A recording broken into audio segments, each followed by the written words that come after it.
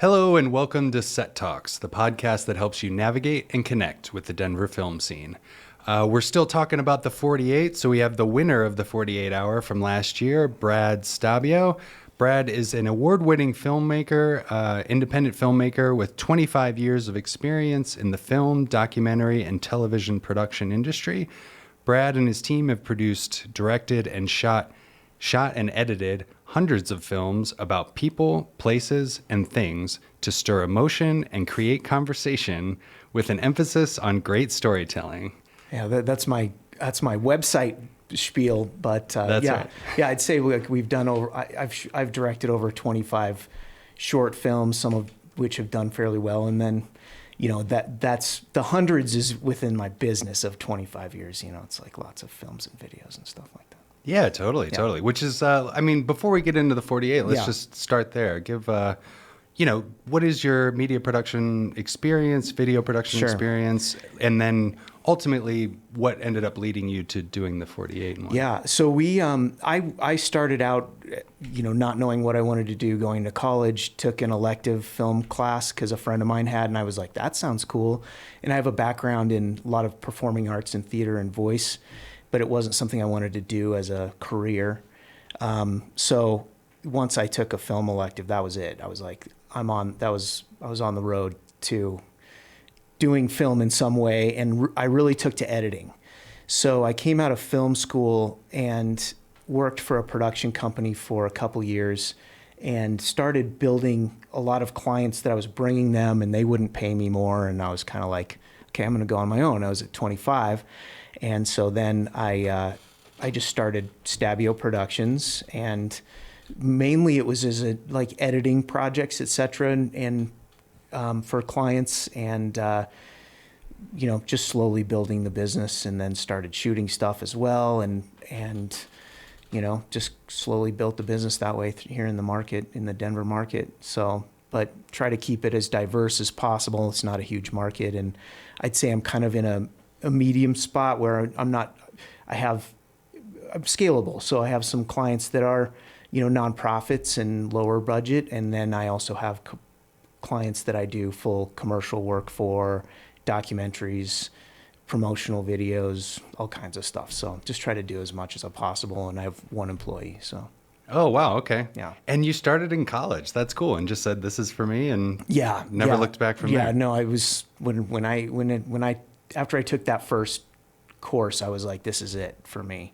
It married all the things that I loved in terms of music and performing and all that stuff, but I wasn't really keen on being on stage or et cetera. And so I enjoyed the creative control I had over things, and kind of being able to do a lot myself and relying on myself, but not working for someone else. I was very averse to kissing people's butts to get ahead. So it's kind of like, I'll just do it myself and not have to worry about other people to get ahead. But then, then you get into the business and you're like, well, you still have to make sure your clients are happy, et cetera. But it seems like, the creating good relationships with people is something I'm good at, but it's also where I can curate that at this point in my career and find people that I work well with, and they like what I do and appreciate what I do. And then if I find someone that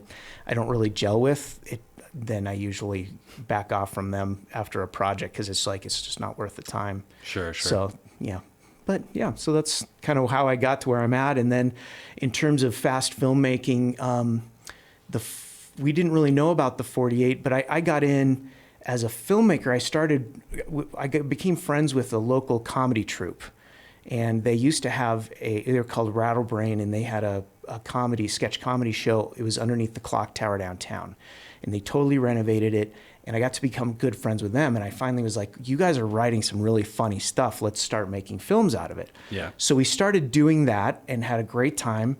And then we found up in Boulder, there was a 24-hour filmmaking competition.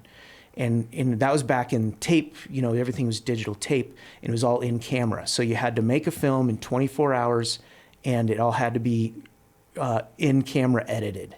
Meaning just Meaning like like action, shot in order. start the camera, action, you know, Right. and you had to make sure that the people didn't hear the word action.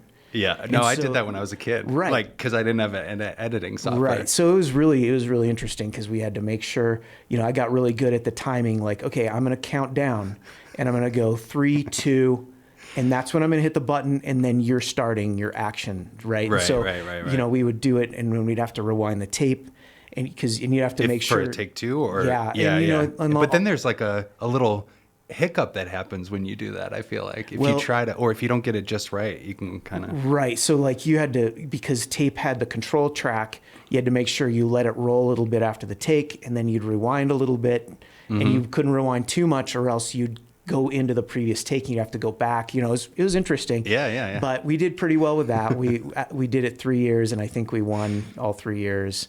That's And, awesome. Yeah, I've never heard of a competition doing that. I mean, Yeah. I did that as a kid with my brother, like making short films, but I've never, like a competition doing that Yeah. seems odd. Yeah, it was odd, but it was fun. And it was, you know, it was our first kind of like, because even then we were all busy and we were making films, but it was also kind of like fun. Hey, we can just go up here and do this in the competition. And then that competition actually had some pretty good prizes with like full Chimera lighting kits and $1,000 and That's cool. you know, some fun stuff. So that made it worth it. But then when we found the 48, we were like, oh, we're doing this. Cause it seemed like there was more professional, teams doing it.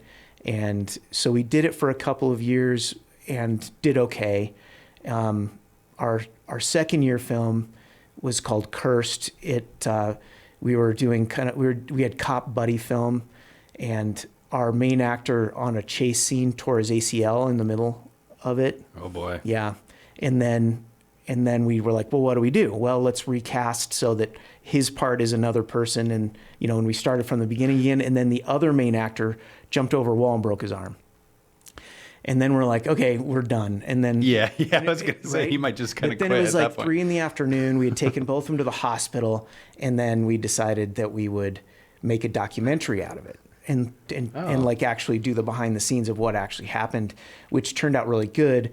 But then we got it in like 15 minutes late, so it wasn't eligible for competition. So That sucks. Yeah. I had one, I think I've done the 48 like 10 times ish. And I had one that was late because it was basically like updating. I needed to just do an update on my laptop. So it was taking an hour to render out and which it shouldn't have been. And then we tried to render it again and it just wasn't working.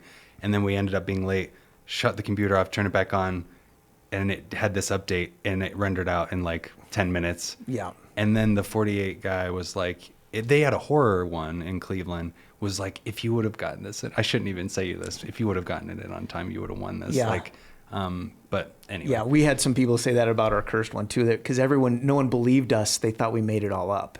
So that was pretty funny too. It is pretty insane that that happened. But what I love now is the 48 has really figured out that you can actually turn it in online hours early. Right.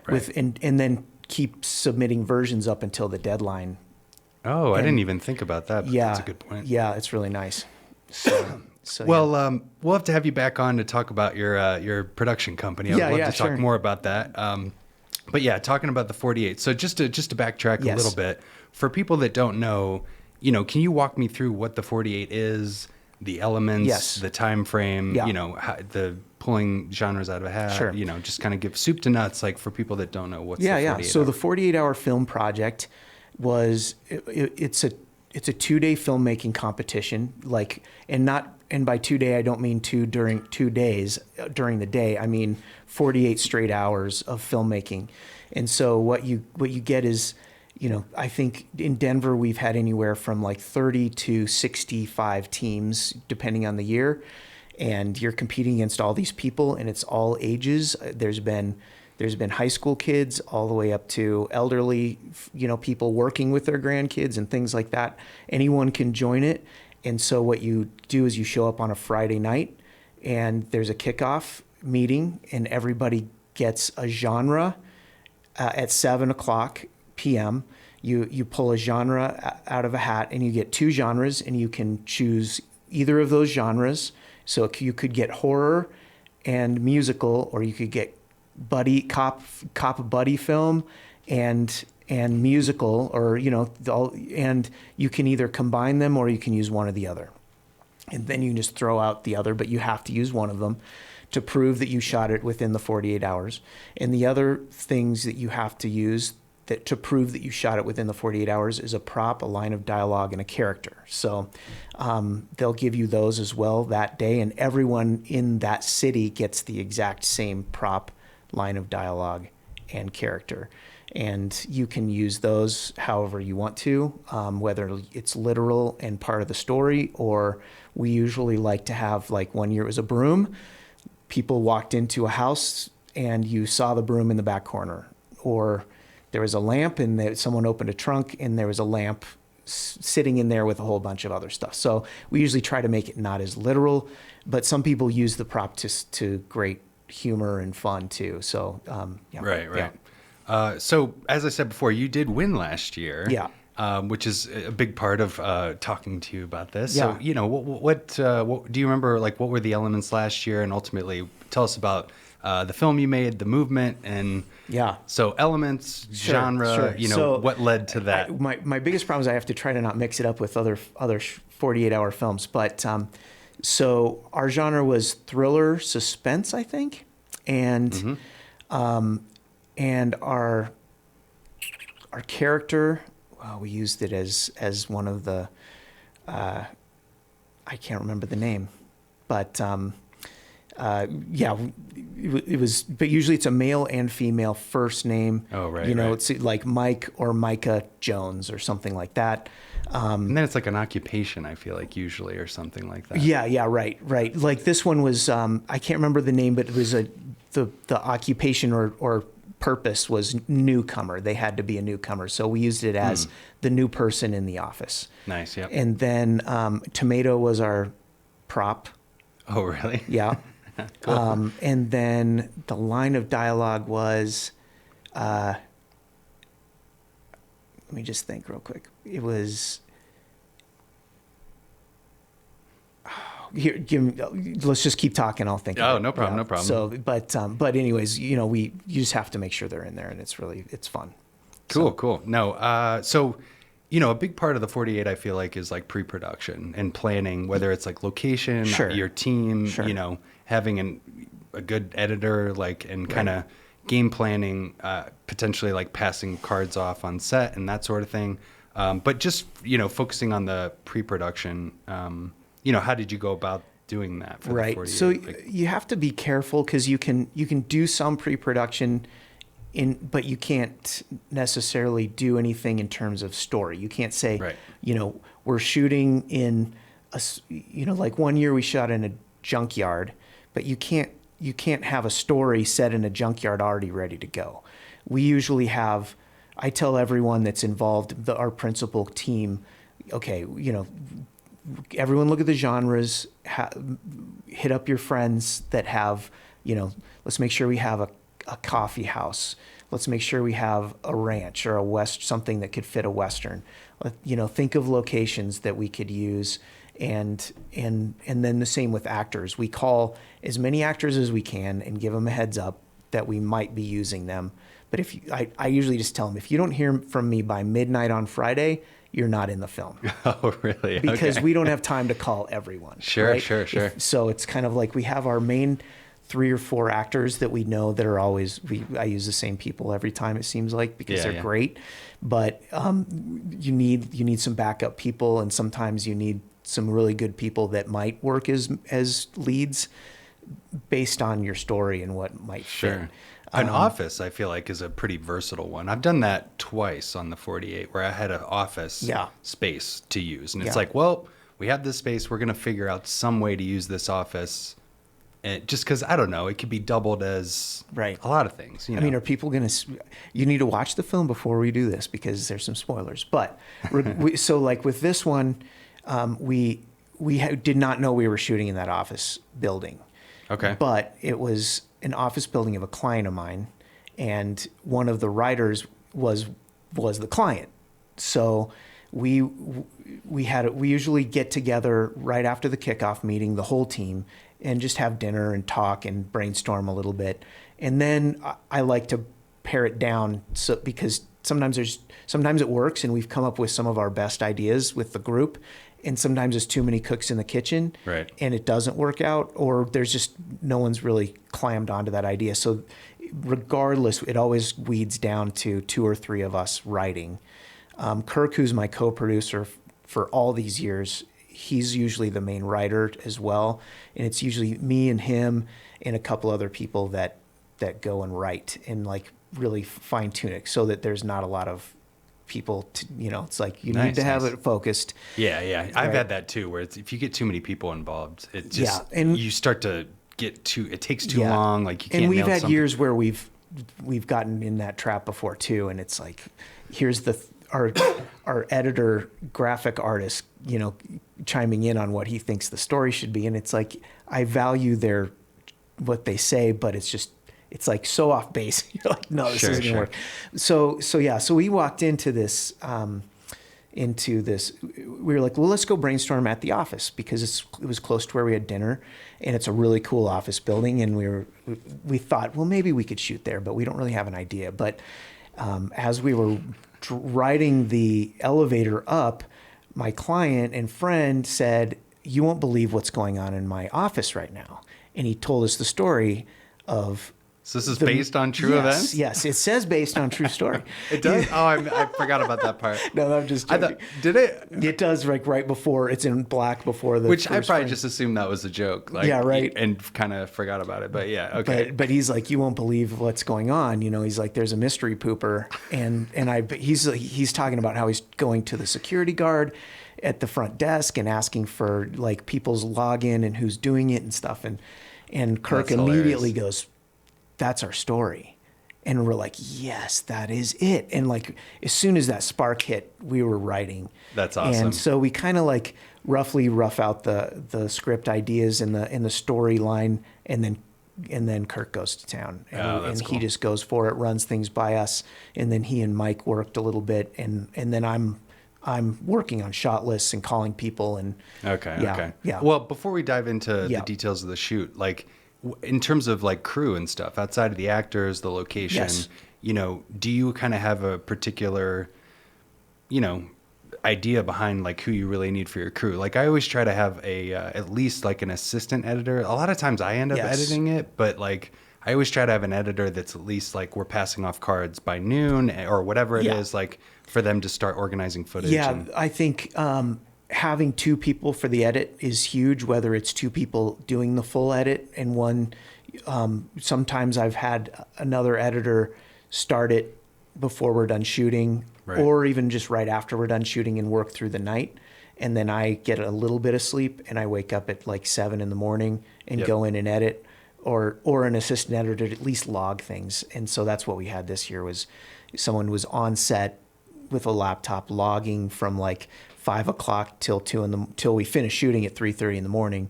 And then I got to actually sleep and I didn't start editing till 9 because I knew I already had in my head kind of the beats of the film and what I wanted it to look like. So, okay.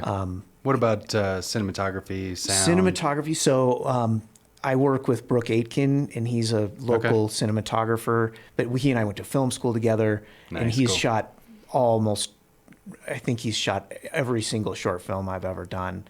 And so he and I are really good friends. And so he's great. So it's like, he did an amazing job. Yeah. Your film was firing on all cylinders, and cinematography was certainly one of them. Yeah. And we're lucky at this point, like he has an Airy, I have an Airy, like we have some of the best equipment, and we had another really good cinematographer act as gaffer. His name's Jeff Pointer, and he did a great job. And we all kind of, it's collaborative, and it's like, you wouldn't believe it, but a lot of these shots are like one big soft light, and we're just rolling it around and moving as fast as we possibly can. And it looked very natural. Like just in terms of not getting too crazy with it, right? Like, which I thought was perfect for an office setting. Right. And it's like you just don't have time to go too crazy with it. Yeah. So in the story it had so many locations, but luckily that we had this big office building to work with. So we would just like walk around and look and find spaces. Whereas other times, yeah, I was shooting in a junkyard, or we shot in Rhino just on the streets once. We've shot in small houses in 104-degree heat, with no air conditioning, all kinds of stuff. So I always like to ask people about music. Do you typically just get music offline and use that, or do you actually compose it? I have never actually, which I'm sure some people hate, but I've never gotten like a composer. We usually use a composer. Really? Yeah. What's that process like? I mean, it's hard. It's really hard. I was we hadn't done it since the 48 since like 2018, I think, or prior to last year. And so I was a little bit out of practice in terms of setting expectations, but because you really have to make sure you're in contact constantly with the composer, because they want to work over the weekend and have things ready for you for Sunday. And so, usually it's like I'll get a message from the composer and we'll send him the script and just be like, here's what we've got. Right. And he'll start just playing with things, send me some comps of like 30-second pieces, and I'll be like, yeah, I like this one, number 4, and the end of number 7. And then he'll expand on those. And then as we keep going, then Sunday, like usually as I'm editing, we're working more together, and he's sending me stuff as we go. So, that's cool. How it works. And so he's great. And we've worked with a local band named Meet the Giant that it was an old high school friend of mine, and they were great too, and really into it. And so we've usually work with some kind of composer for sure. Yeah. It's great. It's cool. Yeah. It's a really fun way to do it. And really sometimes they come up with things that are surprising. Whereas if I'm working with library things, I'm really looking for stuff that I'm thinking about, and I like the surprises. For sure. As an editor, I really like the surprises because it can gear it towards something I wasn't thinking about or something like that. For sure. I do definitely use a composer like on my short films outside of the 48, but I've always kind of just been like, one less thing, I'll just pull music offline. Sure. And, usually it's a situation where you're adding stuff like at the last couple hours before you turn it in and stuff. Yeah. Can you walk me through, so just for the movement, what was, walk me through just the production itself. So, you pulled the genre at 7. Yeah. Sounds like you go out to dinner with your crew. Yeah, no, which the is whole cool. team. Okay. There's usually like 10 to 15 of us that meet up, from the makeup special effects artist to the stunt guy. We have a guy that does stunts for us that did like the fall down the stairs at the end. And, cool. And helps us out, and also just works as crew and extra and does a lot of really cool stuff. But everyone meets for dinner. Yeah. And then the small 2 or 3 of us go off and actually write. And I start working on storyboards or shot lists. And, we usually work till about 2 a.m. Yep. And then get a little bit of sleep and just, make sure everybody knows the call time and location. And what's the call time? Just like 8 call or 9 time o'clock? usually is 7 or 8 a.m. Okay. Just depending, because usually it's like we would love to do it earlier, but then you have to get a couple hours of sleep. Yeah. And so you have to set it good, and then we have people go grab breakfast for everyone, and we all kind of pool our money and make sure everybody's fed, and then so then we just start. So it's like as the director, I get there and I just start talking to actors about, here's what's going on. I mean, usually that's the first time they're seeing the script too, is that morning. So it's like they read through it. We start planning the order we're going to shoot in, start walking around, finding locations. And a lot of times we're figuring out locations as we go, just to, and I'm kind of like, my head works with, a lot of times I've had Brooke and the cinematographer and other people be like, I had no idea what you were doing while we were shooting it, but I knew that I could trust you because I'm going from location to location to location, and like move the camera here, and it's like you just got to do it. You got to trust me, right? Yeah. But I think as an editor, that really helps me be able to know where I need my coverage and Sure. and the camera, and then we just start shooting. It's like, okay. And we try to shoot in order as much as we can. Oh, is that right? Yeah, Okay. as much as we can, because it makes it easier for the actors and et cetera. And so, and if we need to go back and pick up a scene or something, it works. But it also worked for this one because we have day and night scenes. So we shot from 8:30 in the morning till 3:30 in the morning. Damn. Yeah, Okay. so a 19-hour shoot. It was our longest one ever. Wow. Okay. Yeah. And then beyond that, it sounds like you were able to get a little bit of sleep while some other folks are doing at least a rough edit, and then you can wake up and kind of then come in and start. Yep. Yeah, exactly. So then the assistant editor is logging the whole afternoon, evening while we're shooting, and then I just come in and hit the ground running and try to get a rough cut done by noon or 1 o'clock at the latest, and then finesse things over the next couple hours, add music, etc. And then, like I said, with the 48 now, they have like a special upload portal, so you can it's like you upload a version as soon as you possibly can, just to make sure you get something in on time. Mm-hmm. And then you just keep finessing all the way up to the deadline. So I think I completely was so overly tired by 7 o'clock. I didn't, there's probably a few more tweaks I could have done for the next 30 minutes, but I was like, I just can't even focus anymore. So, yeah. But what about sound design? Do you typically just kind of work that in with your editing? I do it all myself. Yeah. Me too. Yeah. Just because, I don't know, having somebody else kind of come in to do it is just like, sometimes one extra thing. Yeah, and I don't really have a sound design person to do it, and I've been doing it so long that, it's all the gross sounds and everything. It's like, I pull it off a library and layer it, and Yep.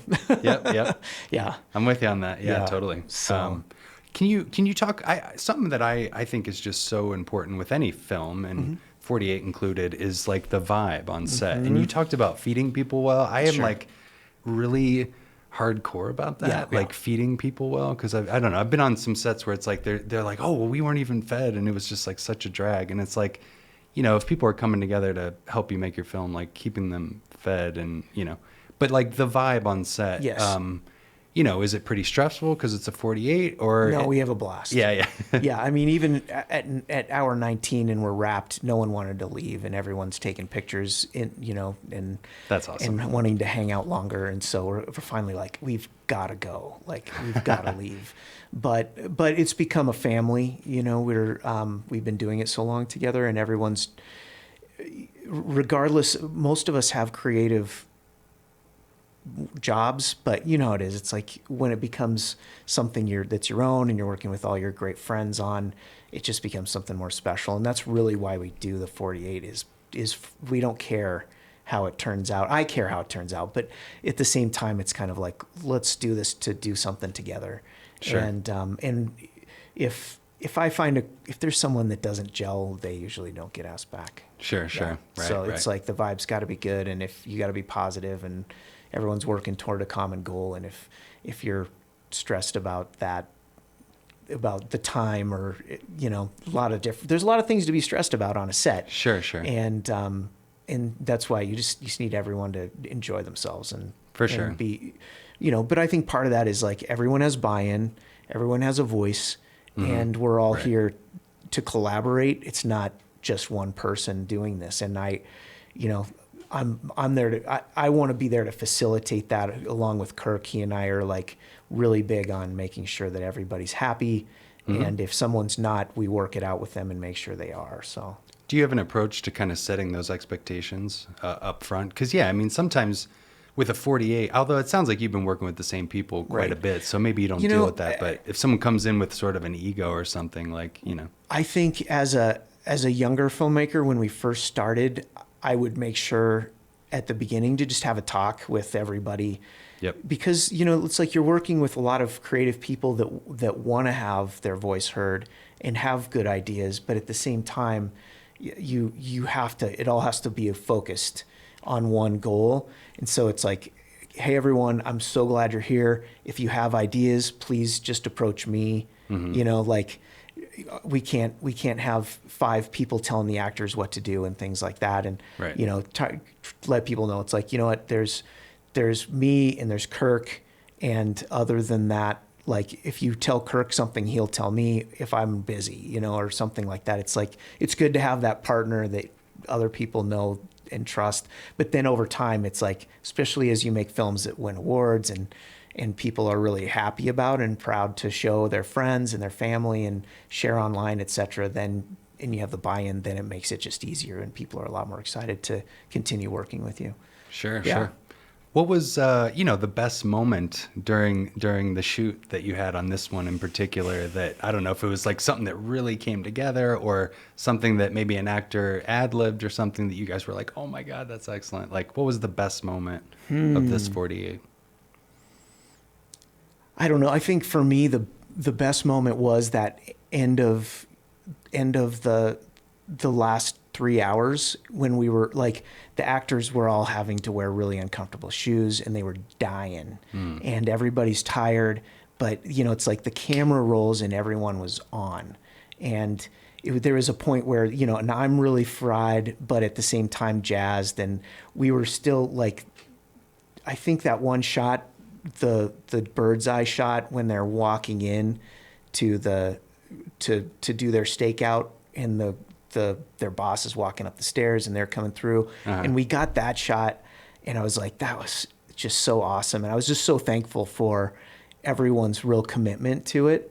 You know, even though this is, you know, a film about people taking a crap. Yep. And, you know, and so, you just appreciate, I just felt at that moment, like, you know, how awesome the whole process was and how much fun we were having. Nice, Yeah. nice. What about a worse moment, but that you really learned a lot from? And if that didn't really happen on this one, because again, it sounds like you have a team that you work with all the time, and I'm sure you guys Yeah. gel pretty well. But like, if not on this one, maybe a past 48 where there was something that was just like a great learning experience, Yeah. but a rough. Yeah, I think every 48 teaches you something new. Totally. Whether it's, you know, someone that's not happy with whatever their role is in it or something, and you have to talk to them about it, and then you say, okay, I need to be able to set expectations earlier with that, with that person. Sure. Or with someone in general on the crew, or the accidents that might happen in safety type of stuff, Sure. with someone hurting themselves or et cetera, even though it's like you can't really control someone snapping their ACL on Right. on a run. Oh, that'd be horrible. Yeah, it was brutal. But I think shit's gonna happen. Yeah. You know, Yep. and Which is what the 48 is all about. right. It's And a learning I think experience. that I think one of your upcoming questions is about like what's the value of it. Maybe I can't remember, but like we always said, like all of us have kids, and our weekends are crazy, and it's so hard to make films ourselves. And so the 48 started out as an outlet to do that and make a film in 2 days that we're happy with or not or whatever, but just be together and do what we love. But it's also, I think, as a young filmmaker, informed me so much and prepared me for the workplace and working with clients. Totally. Because you have to, like, 90% of the work that comes in the door is, can you have this done in 2 weeks? Right. Right. Or we have an idea, but we have to have it done by X day or et cetera. And in all the pitfalls that can come from that, and the setting expectations and being positive and working with people in a constructive way, and in finding crew that is really positive, that then the client loves to work with. So that translates to you, and et cetera. So doing the 48 really helps that. It helps your editing skills. It helps everything all across the board. And you learn, like I said, things are going to go wrong every single time. And we're such a well-oiled machine now that it's like, no problem. Nature of the business. Yeah, we're ready to go. Yeah. If anything falls down, we're ready to pick it all back up and keep going. No, I'm with you on that. Yeah. I've told people just, I've had deadlines for work that have been like, people at my work are freaking out. And I'm just like, nope, we're good. Like, Yeah. it almost is, it helps you to prioritize to the deadline. Yeah. In the, in the, it's like the harshest of deadlines Yeah. ever, which Yes. is kind of cool. Yeah. As an experience. Yeah. So anything else I've been that have deadlines, I've usually been pretty chill, even Right. when other people are kind of freaking out. Yeah, yeah. And it's because of the 48. Clients say like, "Oh, I have this really tight deadline." I'm like, "Oh, okay. Tell me what it is." They're like, 3 months. I'm like, "Oh, I thought you were going to say 4 days," and I still would have said that's fine. Like, Sure. let's go. Yeah, Yeah. I did want to ask you about, what happens kind of after you win the 48, but Yeah. before we get into Sure. that, just, you've won it quite a bit. I heard. That was our third win. Yeah. Okay. Yeah. Just what's the key to winning, I guess? What would be sort of your elevator pitch on if you had to give someone advice to win the 48? I think it's keep things simple.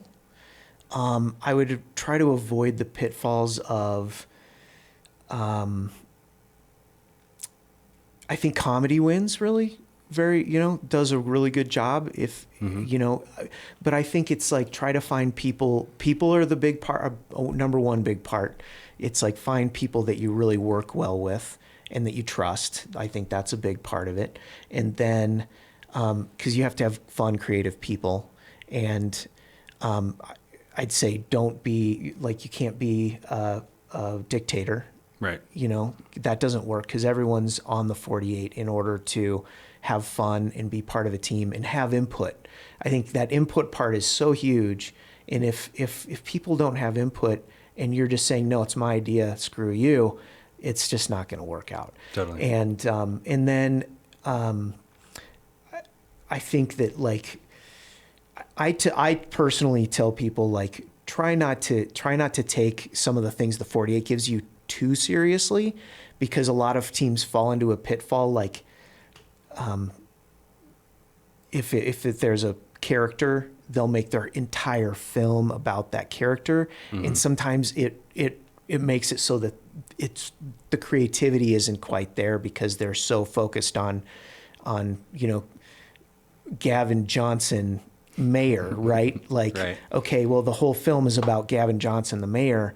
And then you become like, it's hard to build a good story around that, in my opinion, sometimes. Sure. But it just depends, and just lean into your strong suits. Like if you have a team that has some really good animation skills or something, lean into it. If your comedy is great, lean into it. If you have, some really quirky actors or something, lean into it. If you're in high school, make a story about being in high school, instead of trying to do something with 40-year-old actors and you're trying to write for those people, right? Like lean into what and I think you'll be more successful that way too. Nice. Yeah. So after winning the 48, there's like that Filmapalooza. Yeah. Is that how you say it? Yeah. Yeah. So tell me about that, and then like the Cannes Film Corner, sure. like basically, what happens after you win the 48, right. essentially. So you win in Denver or whatever city, and there are teams, I think close to 150 cities around the world that do this same exact competition. And so the winners of each city then go to what's called Filmapalooza, which is in a different city around the world every year. Last year it was in Lisbon, Portugal. And so all the team winners congregate on the city for about 4 or 5 days.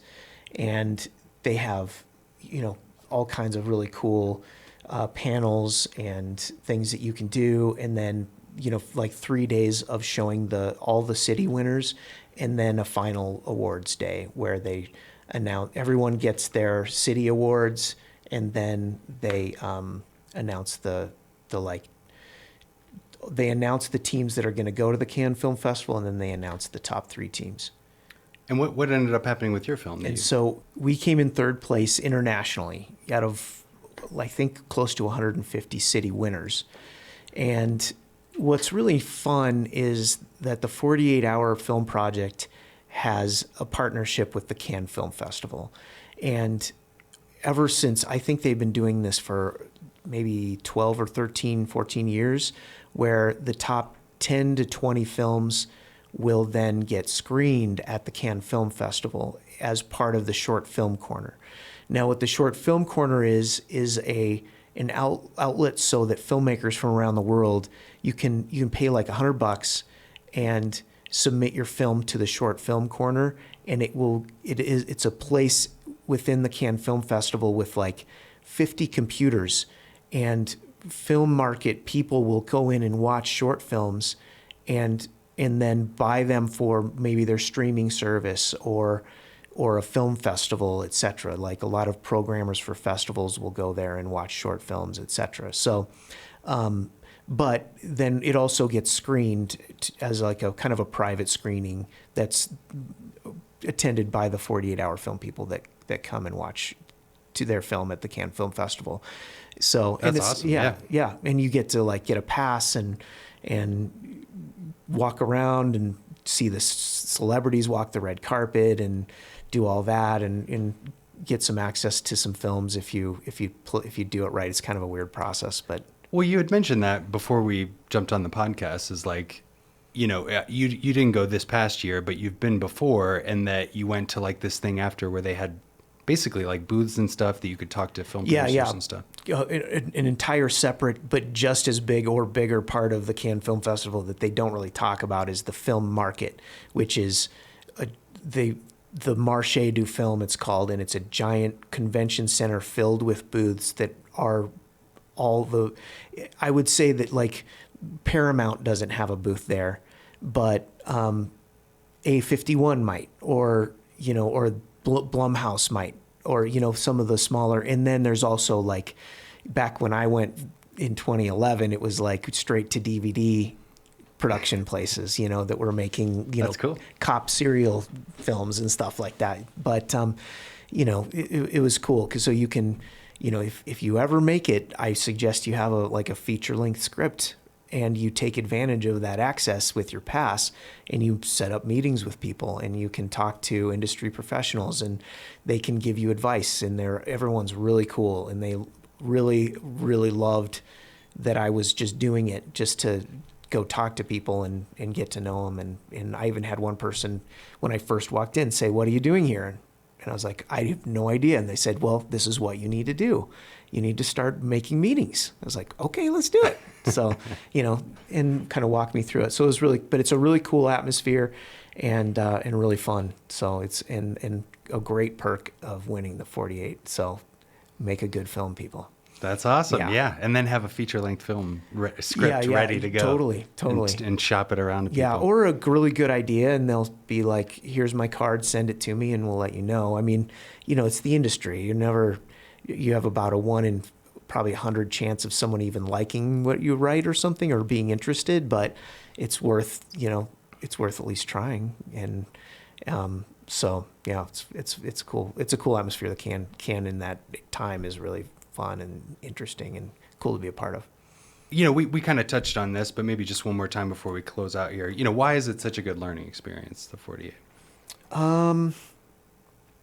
I think, it's because what I like about it is that, there's professionals that do it, and there's total amateurs and people that just love making films that do it and aren't looking to create something, or maybe not create something, but they're not wanting to be in the industry, but maybe they're just a musician or a photographer or someone that just wants to do it with their kids or whatever, or high school kids that want to try it out, etc. It's what's great is it puts everyone on a playing field, that they get to compete together. You get to watch your film on a big screen, no matter what. They show the first round of screenings all over a couple days, or like 2 or 3 screenings with all the films. So that's really fun, and you get to see it with an audience, and just kind of, I think you grow from it. So yeah, totally. Yeah, it's cool. If anyone did want to follow your work or connect with you, what would be the best way to do that? So you can go to my Facebook page, which is Stabio Productions, or Instagram at Stabio Productions as well. So you can look us up there, and then the website is stabioproductions.com. Perfect. Yeah. Well, Brad, thank you so much for coming on the show. It was really great talking to you, and I loved your film, The Movement. Thank you. As I said, brilliant title. Thank you. Cool. Well, that'll conclude our podcast for today.